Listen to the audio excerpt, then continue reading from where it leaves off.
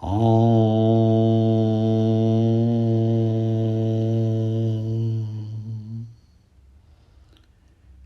हरि श्री हरि श्री हरि। श्री शिव पुराण महात्म्य। शौनक जी के साधक विषयक प्रश्न करने पर सूत जी का उन्हें शिव पुराण की उत्कृष्ट महिमा सुनाना। श्री शौनक जी ने पूछा, महाज्ञानी सूत जी, आप संपूर्ण सिद्धांतों के ज्ञाता हैं। प्रभु, मुझसे पुराणों की कथाओं के सार तत्व का विशेष रूप से वर्णन कीजिए। ज्ञान और वैराग्य सहित भक्ति से प्राप्त होने वाले विवेक की वृद्धि कैसे होती है तथा साधु पुरुष किस प्रकार अपने काम, क्रोध आदि मानसिक विकारों का निवारण करते हैं। इस घोर कली काल में जीव प्रायः आसुर स्वभाव के हो गए। उस जीव समुदाय को शुद्ध देवी संपत्ति से युक्त बनाने के लिए सर्वश्रेष्ठ उपाय क्या है? आप इस समय मुझे ऐसा कोई शाश्वत साधन बतलाइए जो कल्याणकारी वस्तुओं में भी सबसे उत्कृष्ट एवं परम मंगलकारी तथा पवित्र करने वाले उपायों में भी सर्वोत्तम पवित्र कारक उपाय हो। तात, वह साधन ऐसा हो जिसके अनुष्ठान से शीघ्र ही अंतःकरण की विशेष शुद्धि हो जाए तथा उससे निर्मल चित्त वाले पुरुष को सदा के लिए शिव की प्राप्ति हो जाए। श्री सूत जी ने कहा, मुनि श्रेष्ठ शौनक, तुम धन्य हो, क्योंकि तुम्हारे हृदय में पुराण कथा सुनने का विशेष प्रेम एवं लालसा है।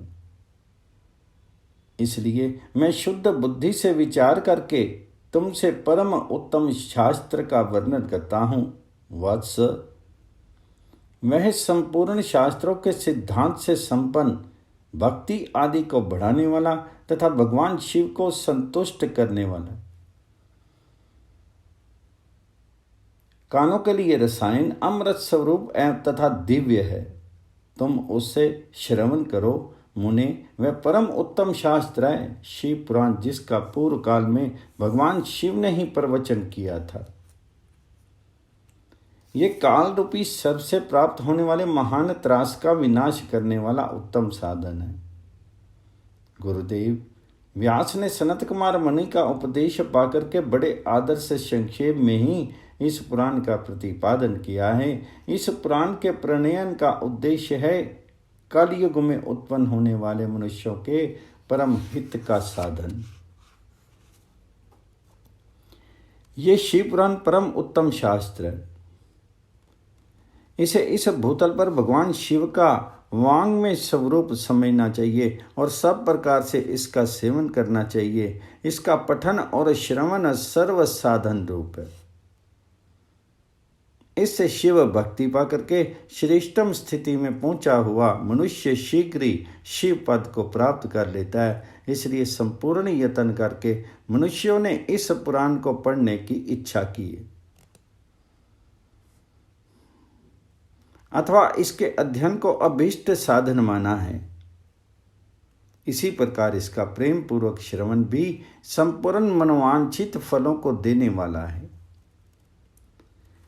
भगवान शिव के इस पुराण को सुनने से मनुष्य सब पापों से मुक्त हो जाता है तथा इस जीवन में बड़े बड़े उत्कृष्ट भोगों का उपभोग करके अंत में शिवलोक को प्राप्त कर लेता है। ये शिव पुराण नामक ग्रंथ 24,000 श्लोकों से युक्त है। इसकी 7 संहिताएं हैं।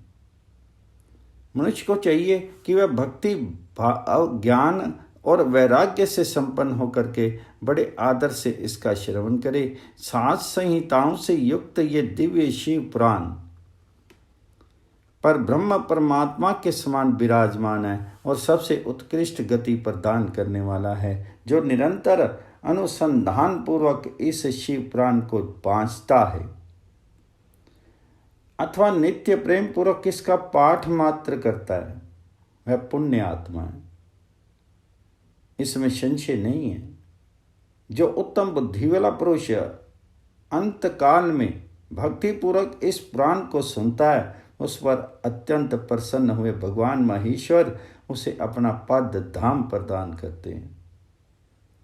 जो प्रतिदिन आदर पूर्वक इस शिव पुराण का पूजन करता है वह इस संसार में संपूर्ण भोगों को भोग करके अंत में भगवान शिव के पद को प्राप्त कर लेता है।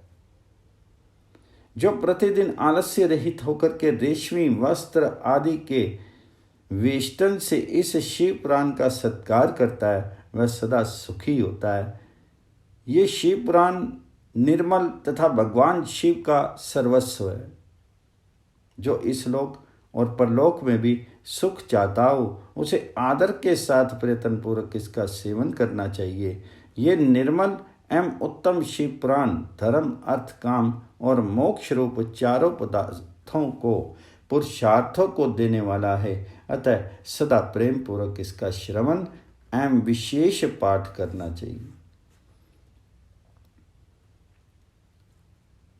शिव पुराण के श्रवण से देवराज को शिवलोक की प्राप्ति तथा चंचला का पाप से भय एवं संसार से वैराग्य। श्री शौनक जी ने कहा, महाभाग सूत जी, आप धन्य हैं, परमार्थ तत्व के ज्ञाता हैं। आपने कृपा करके हम लोगों को ये बड़ी अद्भुत एवं दिव्य कथा सुनाई। भूतल पर इस कथा के समान कल्याण का सर्वश्रेष्ठ साधन दूसरा कोई नहीं है। ये बात हमने आज आपकी कृपा से निश्चय पूर्वक समझ ली है। सूत जी, कलयुग में इस कथा के कौन कौन से पापी शुद्ध होते हैं उन्हें कृपा पूर्वक बताइए और इस जगत को कृतार्थ कीजिए। तो सूत जी बोले, मुने, जो मनुष्य पापी दुराचारी खल तथा काम क्रोध आदि में निरंतर डूबे रहने वाले हैं वे भी इस पुराण के श्रवण पठन से अवश्य शुद्ध हो जाते हैं। इसी विषय में जानकार मुनि इस प्राचीन इतिहास का उदाहरण दिया करते हैं जिसके श्रवण मात्र से पापों का पूर्णतः नाश हो जाता है। पहले की बात है, कहीं किरातों के नगर में एक ब्राह्मण रहता था जो ज्ञान में अत्यंत दुर्बल दरिद्र रस बेचने वाला तथा वैदिक धर्म से विमुख था। वह स्नान संध्या आदि कर्मों से भ्रष्ट हो गया था और वेश्यावृत्ति में तत्पर रहता था। उसका नाम था देवराज। वह अपने ऊपर विश्वास करने वाले लोगों को ठगा करता था। उसने ब्राह्मणों, क्षत्रियों, वैश्यों, शूद्रों तथा दूसरों को भी अनेक बहानों से मार करके उनका धन हड़प लिया था। परंतु उस पापी का थोड़ा सा भी धन कभी धर्म के काम में नहीं लगा था। वह वैश्यागामी तथा सब प्रकार से आचार भ्रष्ट था। एक दिन घूमता घामता वह देवयोग से प्रतिष्ठानपुर अर्थात झूसी प्रयाग में जा पहुंचा। वहां उसने एक शिवालय देखा जहां बहुत से साधु महात्मा एकत्र हुए थे। देवराज उस शिवालय में ठहर गया, किंतु वहां उस ब्राह्मण को ज्वर आ गया। उस ज्वर से उसको बड़ी पीड़ा होने लगी। वहां एक ब्राह्मण देवता शिव पुराण की कथा सुना रहे थे। ज्वर में पड़ा हुआ देवराज ब्राह्मण के मुखार विंद से निकली हुई उस शिव कथा को निरंतर सुनता रहा। एक मास के बाद वह ज्वर से अत्यंत पीड़ित होकर के चल बसा। यमराज के दूत आए और उसे पाशों में बांध करके बलपूर्वक यमपुरी में ले गए। इतने में ही शिवलोक से भगवान शिव के पार्षदगण आगे। उनके गोर अंग कपूर के समान उज्जवल थे, हाथ त्रिशूल से शोभित हो रहे थे। उनके संपूर्ण अंग भस्म से उद्भासित थे और रुद्राक्ष की मालाएं उनके शीर की शोभा बढ़ा रही थी। वे सब के सब क्रोधपूर्वक यमपुरी में गए और यमराज के दूतों को मार पीट करके बारंबार धमका करके उन्हें देवराज को उनके चुंगल से छुड़ा लिया। और अत्यंत अद्भुत विमान पर बिठा करके जब वह शिवदूत कैलाश जाने को उद्यत हुए, उस समय यमपुरी में बड़ा भारी कोलाहल मच गया। उस कोलाहल को सुनकर के धर्मराज अपने भवन से बाहर आए। साक्षात दूसरे रुद्रों के समान प्रतीत होने वाले उन चारों दूतों को देख करके धर्मज्ञ धर्मराज ने उनका विधि पूर्वक पूजन किया और ज्ञान दृष्टि से देख करके सारा वृत्तांत जान लिया। उन्होंने भय के कारण भगवान शिव के उन महात्मा दूतों से कोई बात नहीं पूछी, उल्टे उन सब की पूजा एवं प्रार्थना की। तत्पश्चात वे शिवदूत कैलाश को चले गए और वहां पहुंच करके उन्होंने उस ब्राह्मण को दया सागर सांब शिव के हाथों में दे दिया। शौनक जी ने पूछा, महाभाग सूत जी, आप सर्वज्ञ हैं, महामते, आपके कृपा प्रसाद से मैं बारंबार कृतार्थ हुआ। इस इतिहास को सुनकर के मेरा मन अत्यंत आनंद में विमग्न हो रहा है। अतः अब भगवान शिव में प्रेम बढ़ाने वाली शिव संबंधनी दूसरी कथा को कहिए। तो श्री सूत जी बोले, शौनक सुनो, मैं तुम्हारे सामने गोपनीय कथा वस्तु का भी वर्णन करूंगा, क्योंकि तुम शिव भक्तों में अग्रगण्य तथा वेदवेताओं में श्रेष्ठ हो।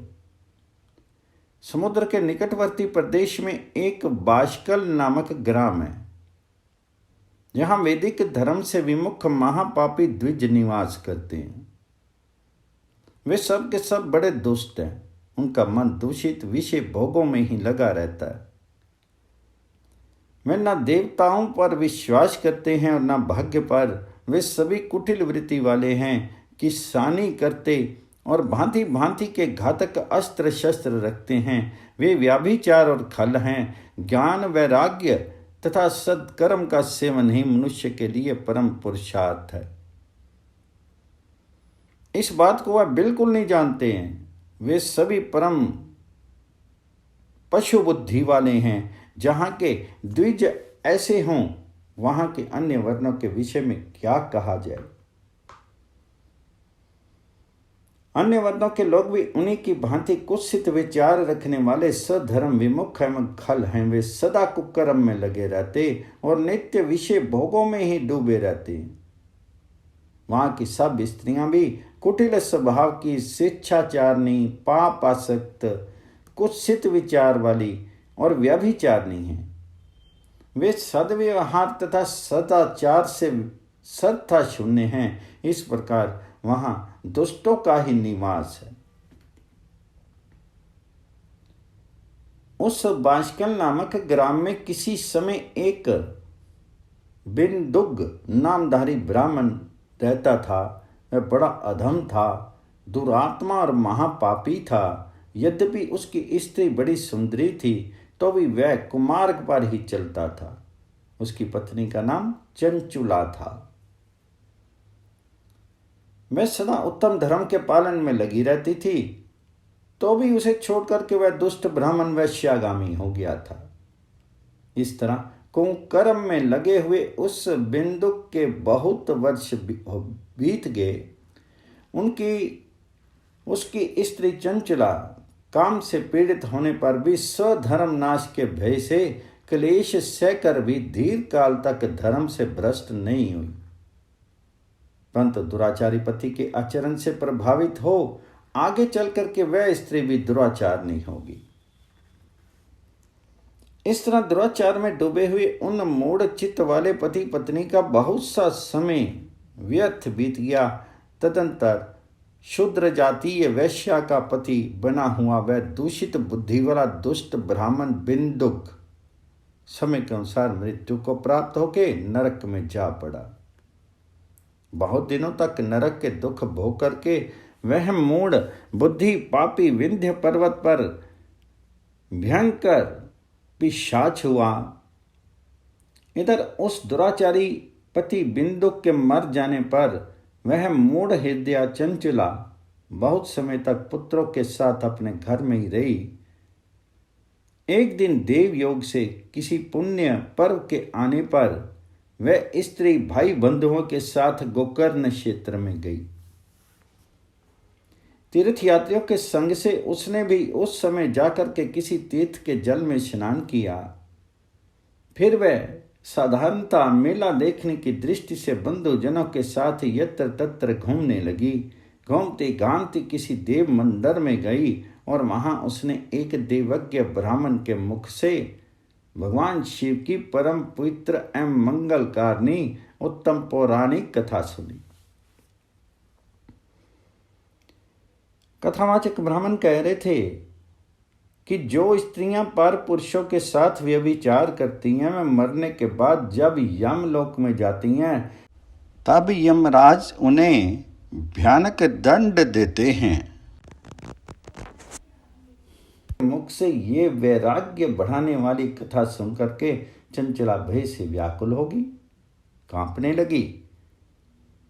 जब कथा समाप्त हुई और सुनने वाले सब लोग वहां से बाहर चले गए, तब वह भयभीत नारी एकांत में शिव पुराण की कथा बांचने वाले उन ब्राह्मण देवता से बोली। चंचला ने कहा, ब्राह्मण, मैं अपने धर्म को नहीं जानती थी, इसलिए मेरे द्वारा बड़ा दुराचार हुआ है। स्वामीन, मेरे ऊपर अनुपम कृपा करके आप मेरा उद्धार कीजिए। आज आपके वैराग्य रस से ओतप्रोत इस प्रवचन को सुनकर के मुझे बड़ा भय लग रहा है।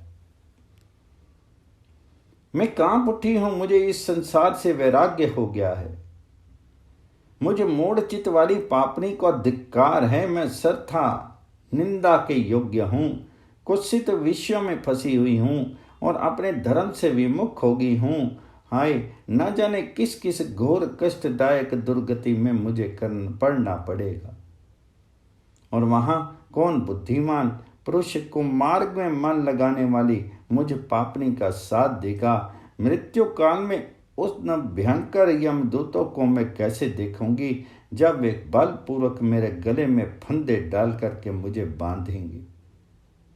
तब मैं कैसे धीरज धारण कर सकूंगी। नरक में जब मेरे शरीर के टुकड़े टुकड़े किए जाएंगे, उस समय विशेष दुख देने वाली उस महायातना को मैं वहां कैसे सहूंगी। हाय, मैं मारी गई, मैं जल गई, मेरा हृदय विदीर्ण हो गया, मैं सब प्रकार से नष्ट होगी, क्योंकि मैं हर तरह से पाप में ही डूबी रही हूं। ब्राह्मण, आप ही मेरे गुरु, आप ही मेरे माता और आप ही पिता हैं। आपकी शरण में आई हुई मुझ दीन अबला का आप ही उद्धार कीजिए, उद्धार कीजिए। सूर्य ने कहा, शौनक, इस प्रकार खेद और वैराग्य से युक्त हुई चंचला ब्राह्मण देवता के दोनों चरणों में गिर पड़ी। तब उन बुद्धिमान ब्राह्मण ने कृपा पूर्वक उसे उठाया और इस प्रकार कहा। अध्याय 2 और 3।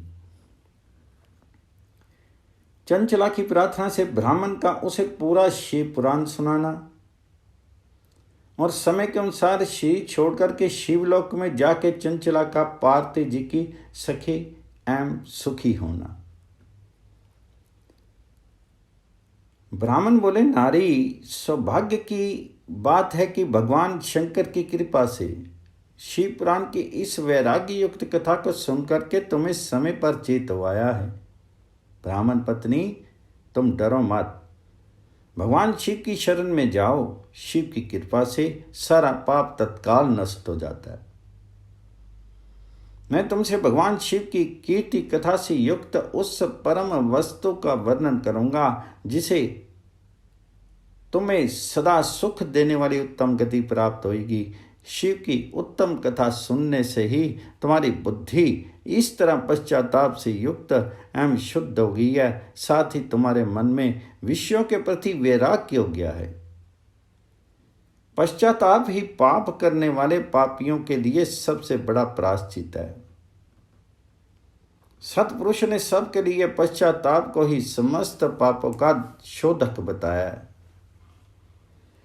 पश्चाताप से ही पापों की शुद्धि होती है। जो पश्चाताप करता है वही वास्तव में पापों का प्रायश्चित करता है, क्योंकि सतपुरुष ने समस्त पापों की शुद्धि के लिए जैसे प्रायश्चित का उपदेश किया है, वह सब पश्चाताप से संपन्न हो जाता है। जो पुरुष विधि पूर्वक प्रायश्चित करके निर्भय हो जाता है, वह अपने कुकर्म के लिए पश्चाताप नहीं करता, उसे प्रायः उत्तम गति नहीं प्राप्त होती है। परंतु जिसे अपने कुकृत्य पर हार्दिक पश्चाताप होता है, वह अवश्य उत्तम गति का भागी होता है, इसमें संशय नहीं है। इस शिव पुराण की कथा सुनने से जैसी चित्त बुद्धि होती है, वैसी दूसरे उपायों से नहीं होती। जैसे दर्पण साफ करने पर निर्मल हो जाता है, उसी प्रकार इस शिव पुराण की कथा से चित्त अत्यंत शुद्ध हो जाता है, इसमें संशय नहीं है। मनुष्यों के शुद्ध चित्त में जगदम्बा पार्वती सहित भगवान शिव विराजमान रहते हैं। इसमें विशुद्ध आत्मा पुरुष श्री सांब सदाशिव के पद को प्राप्त होता है। इस उत्तम कथा का श्रवण समस्त मनुष्यों के लिए कल्याण का बीज है। अतः यथोचित शास्त्रोक्त मार्ग से इसकी आराधना अथवा सेवा करनी चाहिए। ये भाव बंधन रूपी रोग का नाश करने वाली है। भगवान शिव की कथा को सुनकर के फिर अपने हृदय में उसका मनन एवं निध्यासन करना चाहिए। इससे पूर्णतः चित्त शुद्धि हो जाती है। चित्त शुद्धि होने से महेश्वर की भक्ति अपने दोनों पुत्रों ज्ञान और वैराग्य के साथ निश्चय ही प्रकट होती है। तत्पश्चात महेश्वर के अनुग्रह से दिव्य मुक्ति प्राप्त होती है, इसमें संशय नहीं है। जो मुक्ति से वंचित हैं, उसे पशु समझना चाहिए, क्योंकि उसका चित्त माया के बंधन में आसक्त है। वह निश्चय ही संसार बंधन से मुक्त नहीं हो पाता। ब्राह्मण पत्नी, इसलिए तुम विषयों से मन को हटा लो और भक्ति भाव से भगवान शंकर जी की इस परम पावन कथा को सुनो। परमात्मा शंकर की इस कथा को सुनने से तुम्हारे चित्त की शुद्धि होगी और इससे तुम्हें मोक्ष की प्राप्ति हो जाएगी। जो निर्मल चित्त से भगवान शिव के चरणार विंदों का चिंतन करता है, उसकी एक ही जन्म में मुक्ति हो जाती है। ये मैं तुमसे सत्य सत्य कहता हूं। सूत जी कहते हैं, शौनक, इतना कहकर के वह श्रेष्ठ शिव भक्त ब्राह्मण चुप हो गए। उनका हृदय करुणा में आर्द्र हो गया। वे शुद्ध चित्त महात्मा भगवान शिव के ध्यान में मग्न हो गए। तदंतर बिंदुक की पत्नी चंचला मन ही मन प्रसन्न उठी। ब्राह्मण का उक्त उपदेश सुनकर के उसके नेत्रों में आनंद के आंसू छलक आए थे। वह ब्राह्मण पत्नी चंचला हर्ष भरे हृदय से उस श्रेष्ठ ब्राह्मण के दोनों चरणों में गिर पड़ी और हाथ जोड़ करके बोली, मैं कृतार्थ होगी। तत्पश्चात उठ करके वैराग्य युक्त उत्तम बुद्धि वाली वह स्त्री, जो अपने पापों के कारण आतंकित थी, उन महान शिव भक्त ब्राह्मण से हाथ जोड़ करके गदगद वाणी में बोली। चंचला ने कहा, ब्राह्मण, शिव भक्तों में श्रेष्ठ स्वामिन, आप धन्य हैं, परमार्थदर्शी हैं और सदा परोपकार में लगे रहते हैं, इसलिए श्रेष्ठ साधु पुरुषों में प्रशंसा के योग्य हैं। साधु, मैं नरक के समुद्र में गिर रही हूं, आप मेरा उद्धार कीजिए, उद्धार कीजिए। पौराणिक अर्थ तत्व से संपन्न जिस सुंदर शिव पुराण की कथा को सुनकर के मेरे मन में संपूर्ण विषयों से वैराग्य उत्पन्न हो गया, उसी इस शिव पुराण को सुनने के लिए इस समय मेरे मन में बड़ी श्रद्धा हो रही। सूत जी कहते हैं, ऐसा कहकर के हाथ जोड़ करके उनका अनुग्रह पा करके चंचला उस शिव पुराण की कथा को सुनने की इच्छा मन में लिए उन ब्राह्मण देवताओं की सेवा में तत्पर होगी, वहां रहने लगी। तदंतर शिव भक्तों में श्रेष्ठ और शुद्ध बुद्धि वाले उन ब्राह्मण देव ने उसी स्थान पर उस स्त्री को शिव पुराण की उत्तम कथा सुनाई। इस प्रकार उस गोकर्ण नामक महाक्षेत्र में उन्हीं श्रेष्ठ ब्राह्मण से उसने शिव पुराण की वह परम उत्तम कथा सुनी, जो भक्ति, ज्ञान और वैराग्य को बढ़ाने वाली तथा मुक्ति देने वाली है। उस परम उत्तम कथा को सुन करके वह ब्राह्मण पत्नी अत्यंत कृतार्थ होगी, उसका चित्त शीघ्र ही शुद्ध हो गया। फिर भगवान शिव के अनुग्रह से उसके हृदय में शिव के सगुण रूप का चिंतन होने लगा। इस प्रकार उसने भगवान शिव में लगी रहने वाली उस उत्तम बुद्धि पाकर शिव के सच्चिदानंदमय स्वरूप का बारंबार चिंतन आरंभ किया। तत्पश्चात समय के पूरा होने पर भक्ति, ज्ञान और वैराग्य से युक्त हुई चंचला ने अपने शरीर को बिना किसी कष्ट के त्याग दिया। इतने में ही त्रिपुर शत्रु भगवान शिव का भेजा हुआ एक दिव्य विमान द्रुत गति से वहां पर पहुंचा, जो उनके अपने गणों से संयुक्त और भांति भांति के शोभा साधनों से संपन्न था। चंचला उस विमान पर आरूढ़ हुई और भगवान शिव के श्रेष्ठ पार्षदों ने उसे तत्काल शिवपुरी में पहुंचा दी। उसके सारे मल धुल गए थे। वह दिव्य रूप धारणी दिव्यांगना हो गई थी। उसके दिव्य अव्यय उसकी शोभा बढ़ाते थे। मस्तक पर अर्धचंद्र का मुकुट धारण किए वह गौरांगी देव शोभाशाली दिव्य आभूषण से विभूषित थी। शिवपुरी में पहुंच करके उसने सनातन देवता त्रिनेत्रधारी महादेव जी को देखा। सभी मुख्य मुख्य देवता उनकी सेवा में खड़े थे। गणेश, भृंगी, नंदीश्वर तथा वीरभद्रेश्वर आदि उनकी सेवा में उत्तम भाव से उपस्थित थे। उनकी अंकांति करोड़ों सूर्यों के समान प्रकाशित हो रही थी। कंठ में नील चिन्ह शोभा पाता था। 5 मुख और प्रत्येक मुख में 3-3 नेत्र थे। मस्तक पर अर्धचंद्राकार मुकुट शोभा देता था। उन्होंने अपने वाम भाग में गौरी देवी को बिठा रखा था, जो विद्युत पुंज के समान प्रकाशित थी। गौरीपति महादेव जी की कांति कपूर समान गौर थी। उनका सारा शीर श्वेत भस्म से भासित था। शीर पर श्वेत वस्त्र शोभा पा रहे थे। इस प्रकार परम उज्जवल भगवान शंकर जी का दर्शन करके वह ब्राह्मण पत्नी चंचला बहुत प्रसन्न हुई। अत्यंत प्रीति युक्त होकर के उसने बड़ी उतावली के साथ भगवान जी को बारंबार प्रणाम किया। फिर हाथ जोड़ करके बड़े प्रेम, आनंद और संतोष से युक्त होकर के विनीत भाव से खड़ी हो गई। उसके नेत्रों से आनंद के अश्रुओं की अविरल धारा बहने लगी तथा संपूर्ण शरीर में रोमांच हो गया। उसमें भक्ति पारती और भगवान शंकर जी ने उसे बड़ी करुणा के साथ अपने पास बुलाया और सौम्य दृष्टि से उसकी ओर देखा। पार्वती जी ने तो दिव्य रूप धारणी बिंदुक प्रिया चंचला को प्रेम पूर्वक अपनी सखी बना लिया।